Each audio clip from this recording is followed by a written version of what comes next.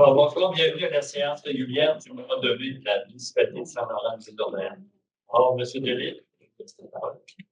Bonsoir à tous.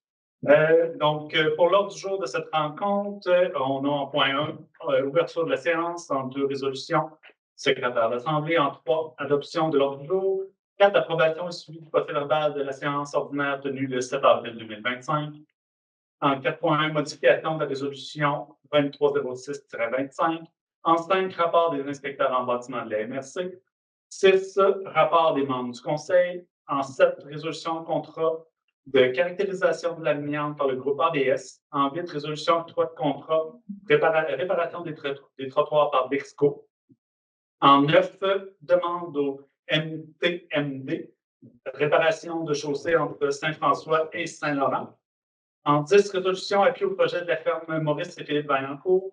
En 11, demande de dérogation mineure pour une démolition et de démolition pour le 191 du Coteau. 12, résolution demande de dérogation mineure pour le 181 Côte Saint-Patrice. En 13, construction en zone de porte-pente pour le 187 du Patelin. 14, résolution et adoption des déboursés du mois d'avril 2025. En correspondance, on a reçu une lettre du MAMACH pour une aide additionnelle. En 16, varia, 17, période de questions, 18, clôture de la séance. Est-ce que quelqu'un propose l'ordre du jour tel que présenté? Je propose. Je vais proposer la nomination de Sylvain comme secrétaire d'Assemblée. C'est bien parfait, désolé, je saute une petite case. M. Goulet, merci beaucoup. M. Gosselin également. En 4, approbation et suivi du procès-verbal de la séance ordinaire tenue le 7 avril 2025. Donc, en 4.1, comme suivi, il y avait une modification de la résolution qui a été lue. La résolution 2306-25 a été modifiée pour modifier le groupe GEOS par le groupe ABS et la soumission est au montant de 7 694,50 avant les taxes applicables et les fonds proviendront du règlement d'emprunt numéro 629-2024. Donc, en considérant cette modification-là, est-ce que quelqu'un propose le procès-verbal de la dernière séance? Oui, je propose l'approbation du procès-verbal. Merci, M. Pour Gosselin. votre information, c'était pour faire des tests de sol pour les travaux sur le terrain des loisirs. Et comme on n'avait pas eu la soumission du groupe GOS, on a retenu le groupe ABS qui s'est plus rapide pour faire résolution. Les tests sont déjà faits d'ailleurs et les résultats ont été obtenus la semaine dernière. Parce qu'on voulait débuter les travaux le plus rapidement possible sur le terrain des loisirs. À vous, monsieur. Merci beaucoup.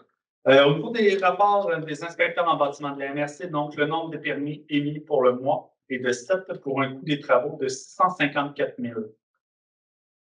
C'est pas de sous?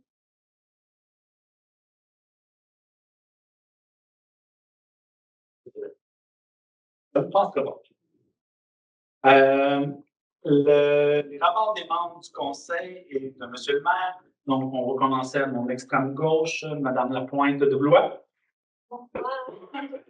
J'ai pas vraiment de rapport par rapport au fait de contre la question de 22 avril de Ah, puis j'ai participé à l'événement la fin des bénévoles. M. Bichard. Oui, bonsoir tout le monde. On avait une rencontre de travail avec un collègue et j'ai participé comme bénévole au média recyclage lundi dernier. M. Parent. Bonsoir, pas de rapport particulier pour moi ce soir. M. Goulet. Le 15 avril, j'ai participé au CA du parc maritime. Le 22, la séance de travail avec mes collègues. Puis le 27, j'ai participé au dîner des bénévoles. C'est toutes mes activités du mois d'avril. Merci. M. Gosselin. Bonsoir, j'ai pas de rapport ce soir. Merci. M. Marc. Là, pour ma part, le 9, c'est à la rencontre de la MRC. Le 11 avril, avec M. Gosselin, on a fait une rencontre avec les représentants de certains membres de représentants de la fabrique concernant la citerne qui est sur le terrain. On a besoin d'avoir une restauration qui va coûter en 75 000 $. Donc, pour pouvoir faire les travaux, on a besoin soit d'avoir un bail amphithéotique de la fabrique ou encore de faire l'acquisition du terrain. Alors, de lancer l'idée de faire l'acquisition du terrain, mais toute acquisition de terrain de la fabrique doit être approuvée par le diocèse. Le 15, il y a eu une rencontre virtuelle concernant le démarrage des travaux au terrain des loisirs. Le 22, une visite du terrain avec l'entrepreneur. Le 22 aussi, il y a eu la rencontre d'employés du conseil. Le 27, j'ai fait pour le dîner des bénévoles. Le 1er mai, une rencontre virtuelle avec le ministère des Transports et de la Mobilité durable concernant la réduction de vitesse entre le village de Saint-Laurent et Saint-Jean. À ce moment-là, les pancartes étaient déjà posées pour la réduction de vitesse était diminuée à 70. Ils nous ont expliqué que c'était un processus normal qui était fait par un ingénieur du ministère des Transports et de la Mobilité durable, selon un procédé qui est le même pour toute la province de Québec. Et l'ingénieur est arrivé à la conclusion qu'il fallait diminuer la vitesse à 70 km/h. Et on a demandé aux gens, on avait une rencontre avec 4 représentants du ministère des Transports, dont un membre du cabinet de Mme Guilbeault. On avait la directrice par intérim de la région de Québec et 2 autres. Et eux nous ont dit, on ne recule pas, la nouvelle limite, c'est 70 km, qui est basée sur leur analyse. On a demandé d'avoir le rapport de l'analyse. Ils nous ont dit que c'était pas public. Mais dans la lettre que vous avez envoyée, il y avait mis certains critères, dont s'il y avait des nouveaux accès par des constructions au chemin royal, par la vitesse des gens, la circulation, la densité de la circulation et autres critères. C'est ce qui a amené la réduction de vitesse à 70 km. Sauf que samedi soir, lorsque j'arrive au souper bénéfice à Sainte-Famille, le maire de Saint-Jean me dit « Hey, il y a des enseignes qui ont été changées pour 80. » Alors, la première enseigne qui était au bout du trottoir de Saint-Laurent, qui avait été posée par le ministère des Transports mardi au mercredi dernier, est redevenue à 80 pendant la fin de semaine. On présume que c'est des citoyens mécontents qui l'ont fait. À Saint-Laurent, ils l'ont fait aussi à Saint-Jean, lorsque vous quittez le village de Saint-Jean. Mais c'est pas l'œuvre du ministère. Et c'est ça, ce sont des activités d'avril et début mai. Merci, M. le maire. En fait, contrat de caractérisation de l'amiante par le groupe ABS, donc, attendu que les normes comptables canadiennes SP 3280 exigent une caractérisation de la présence d'amiante dans les bâtiments municipaux dans l'éventualité d'une mise hors service, attendu qu'à défaut de produire un rapport, les états financiers de la municipalité comporteront une mention négative. En conséquence, il est proposé et résolu à l'unanimité des conseillers présents d'entériner le contrat de gré à gré portant le numéro de bord de commande 25-567 octroyé à Groupe ABS pour la somme de 6 685 avant taxes applicables et dont les données proviendront des fonds généraux. Est-ce que quelqu'un propose cette résolution? Je propose la résolution. Nous devrions avoir les résultats de l'analyse dizaine de jours, donc pour voir, on met ça dans nos états financiers qu'on a pas de l'amiante dans nos bâtiments.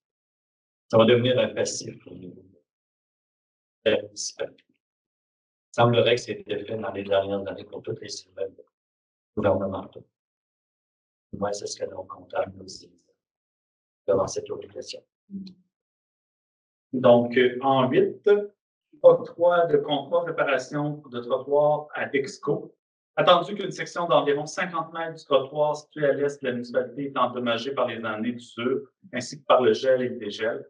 En conséquence, il est proposé et résolu à l'unanimité des conseillers présents d'octroyer un contrat de gré à gré à Dexco pour la somme de 24 925 avant taxes applicables et dont les fonds qui proviendront de la TEC 2024-2028.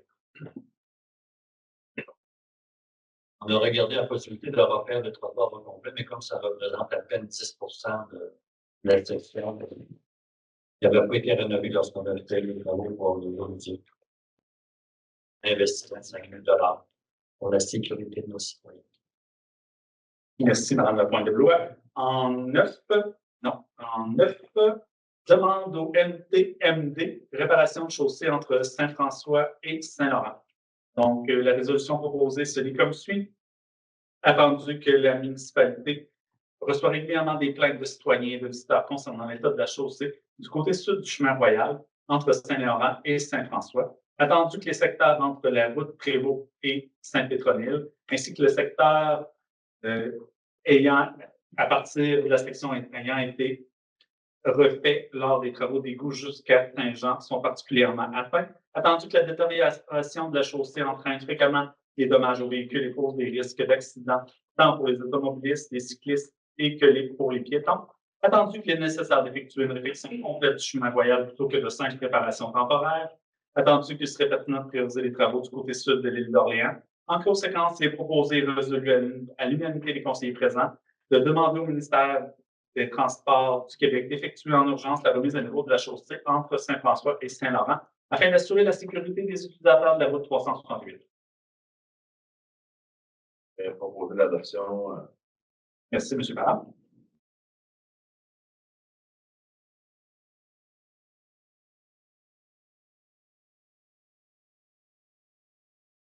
Donc, en 10, l'appui au projet des fermes Maurice et Philippe Vaillancourt. Attendu que la ferme Maurice et Philippe Vaillancourt, représentée par Josiane Girard, a présenté un projet rassembleur qui peut profiter à la communauté en offrant des produits de différentes sources ne faisant pas compétition. Attendu qu'un bail de location d'emplacement sera rédigé en temps opportun incluant les modalités pour l'électricité et les ordures. En conséquence, il est proposé et résolu à l'unanimité des conseillers présents d'appuyer le projet de la ferme Maurice et Philippe Vaillancourt pour installer des casiers automatisés de distribution de produits de la ferme.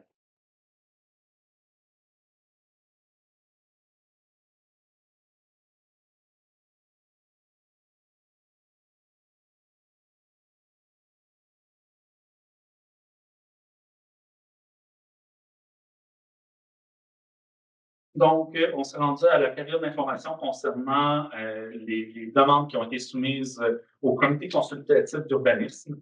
Je vais vous lire les résolutions proposées qui sont quand même assez explicatives. Et si vous avez des questions, après ça, on tentera d'y répondre. Donc, la première demande visait une dérogation mineure au 191 chemin du Coteau, ainsi que la démolition. La résolution se lirait comme suit. Attendu que les plans ont été fournis au service d'urbanisme, attendu qu'il est nécessaire de démolir la dalle en béton dans la bande riveraine. En conséquence, il est proposé et résolu à l'unanimité des conseillers présents que le Conseil accueille favorablement la recommandation du comité consultatif d'urbanisme et d'autoriser la demande de dérogation mineure demandée et d'autoriser de permettre une construction d'un bâtiment principal avec une marge avant minimale de 3,5 mètres. Que cette autorisation soit conditionnelle à ce que l'ensemble du bâtiment et que tous les éléments de construction tels que la galerie, le balcon, les saillies de toit soient minimalement à 3,5 mètres de la marge latérale avant et qu'aucun de ces éléments n'empiète dans la bande riveraine de 10 mètres. Que cette autorisation inclut la démolition de la base de béton actuellement présente dans la bande riveraine. Dans le fond, c'est une propriété qui est un peu coincée entre la marge latérale avant et la bande riveraine. Donc, d'où la recommandation de ceci. En 13, plutôt en 12, la demande de dérogation mineure pour la 181 Côte-Saint-Patrice, celui comme suit. Attendu que la demande de construction du nouveau garage respecte les normes du plan de zonage, que le refus porterait préjudice aux demandeurs dont le nombre de résidents augmente et provoquerait un manque flagrant de rangement. Attendu que la demande répond aux critères de sécurité et ne cause aucune nuisance au voisinage. Attendu que la localisation de la superficie du terrain de près de 7 000 mètres carrés. En conséquence, il est proposé par et résolu à l'unanimité des conseillers présents que le Conseil accueille favorablement la recommandation du comité consultatif d'urbanisme et autorise la construction d'un garage privé pour un terrain excédant 3 000 m² à l'extérieur du périmètre urbain pour que la norme soit de 75 mètres à 85 m². En 13, la résolution se lit comme suit pour une construction de zone en forte pente pour le 187 du Patelin. Attendu que le règlement de zonage numéro 601-2021 et 605-2021 sur les permis et autorisations à l'intérieur des zones en forte pente et de haut de talus et de bas de talus sont visés par la présente demande. Attendu que les articles 4.1 et 5.1 du règlement 605-2021 stipulant que les interdictions peuvent être levées si le requérant fournit un rapport géotechnique ainsi que le contenu minimal exigé. Attendu que le rapport géotechnique exigé a été fourni, attendu que l'évaluation de la stabilité du talus démontre que la construction projetée n'affectera pas négativement la stabilité du talus, attendu que la demande de démolition de l'ancien chalet a été approuvé par la résolution 2020-24 et par le ministère de la Culture et des Communications. En conséquence, il est proposé et résolu à l'unanimité des conseillers présents que le Conseil approuve la recommandation du comité consultatif d'urbanisme et accueille favorablement la construction en zone de forte pente, que le propriétaire fasse sienne les recommandations de l'expert ayant rédigé le rapport et que les travaux soient consignés aux archives de la MRC. Donc, ces trois avis, ces trois résolutions-là recevaient un avis favorable du comité consultatif d'urbanisme. Je ne sais pas s'il y a des questions sur. Malheureusement, les conseillers du CCU, il y en a un qui était absent et M. Parent était absent lors de la dernière rencontre du 15. Voilà. Vous avez des questions, parce que tentez de répondre. Mais je pense que les explications dans la résolution sont assez. Alors, pas de questions? Je proposerai l'adoption en bloc des trois résolutions. C'est bien parfait. Merci, M. Parent.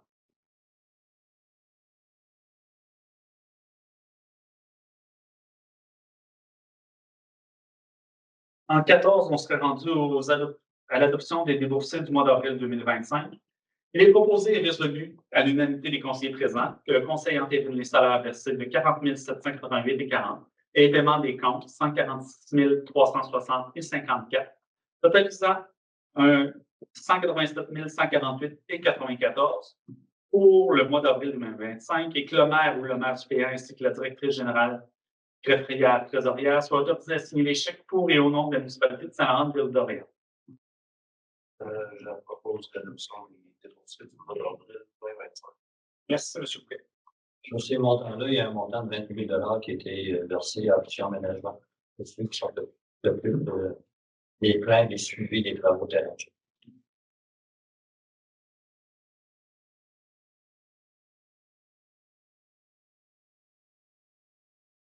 Donc, nous avions reçu une correspondance qui était concernant la TEC qui nous provenait du ministère des Affaires municipales et plutôt de la ministre, Mme Laforêt.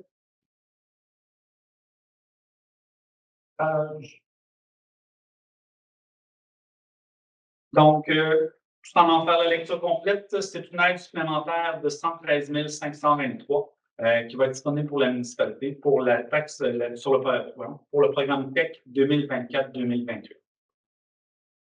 Donc, c'est des argents qui peuvent être utilisés à différents fins, prioritairement réseau d'égout, réseau d'aqueduc, puisque la municipalité a déjà le réseau d'égout. Donc, ça nous permet après ça d'aller vers des projets plus globaux, dont une partie du terrain de jeu qui va passer là-dessus. Donc, on peut mettre d'autres infrastructures municipales une fois que nos égouts sont faits. Puis comme on n'a pas beaucoup de rues à entretenir, ça va bien.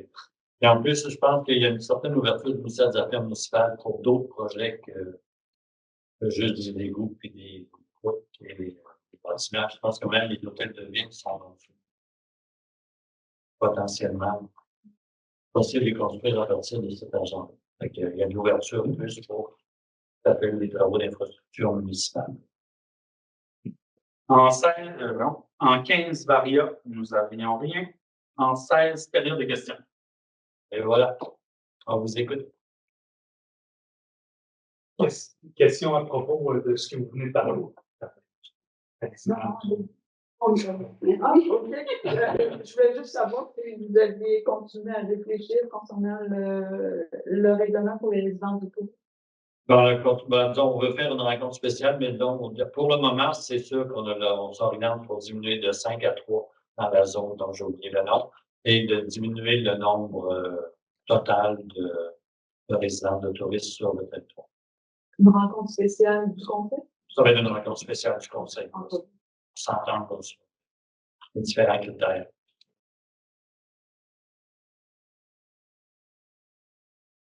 D'autres questions?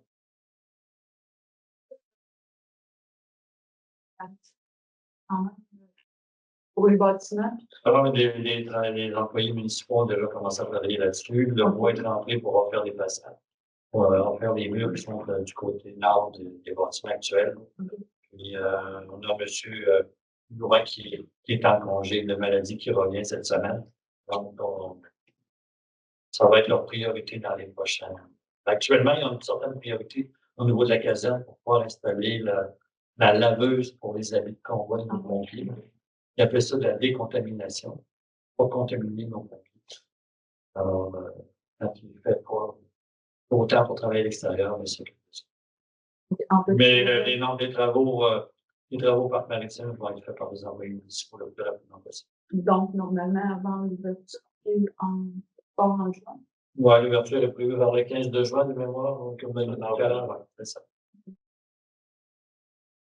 C'est sûr que M. Plante est un peu occupé aussi avec les travaux terrain des loisirs, parce que les gens ont souvent des questions posées sur. Non, je comprends. Mais- Parce que, mettons, que dans un état. Oui, ils ont commencé à démolir, les matériaux sont achetés, les portes. Mais c'est. Oui, c'est ça. Mais je comprends que. Donc, Non, c'est prévu. Et c'est entamé.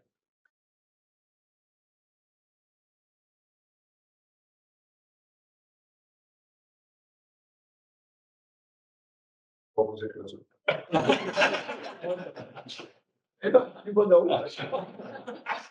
Alors, merci de votre présence et au mois prochain.